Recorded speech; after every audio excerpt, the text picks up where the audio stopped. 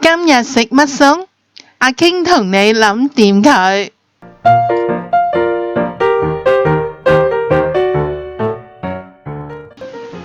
薑蔥雞煲，材料呢就係有薑、蔥、蒜頭、蔥頭同埋雞髀肉嘅。呢個餸啊，真係好快手又好容易煮噶。我哋啲雞髀肉呢，拎返嚟用豆粉水洗乾淨，就抹乾佢，就可以呢，就係醃佢噶啦。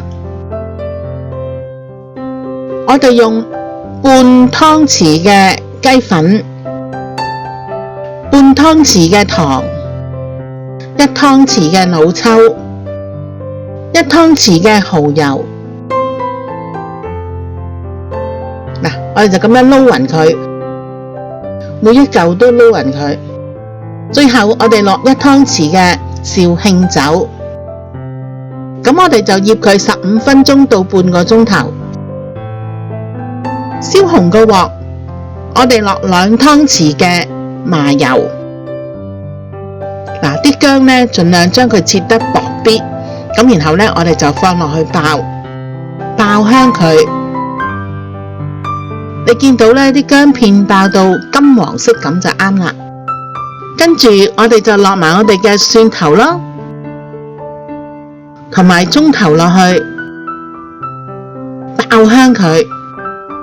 好快脆呢，你就聞到呢嗰啲薑啊同埋蔥頭嘅味，香噴噴咁。跟住我哋呢，就係將我哋醃好嘅雞髀肉呢，就好均勻咁樣呢，一塊一塊咁放喺上邊。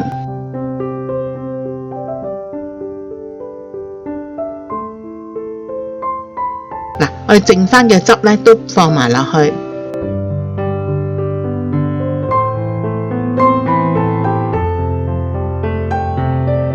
最後呢，我哋係放半碗嘅糯米酒，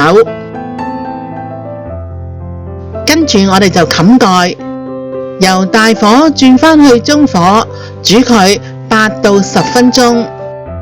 嗱，時間到啦，咁我哋呢就打開佢，睇下啲雞熟唔熟喎，揾支筷子篤下啲雞肉，見到你好容易呢就可以吉入去啦，同埋吉咗入去之後呢就冇血水流出嚟。咁即係話我哋嘅雞髀肉就熟咗噶啦。跟住我哋放埋啲蔥段落去，熄火，冚住佢，再焗佢3到4分鐘。試一試味先。哇，好香啊！我哋加埋啲紅椒啊、青椒落去點綴下，咁簡單又咁好食嘅薑蔥雞煲就做好啦。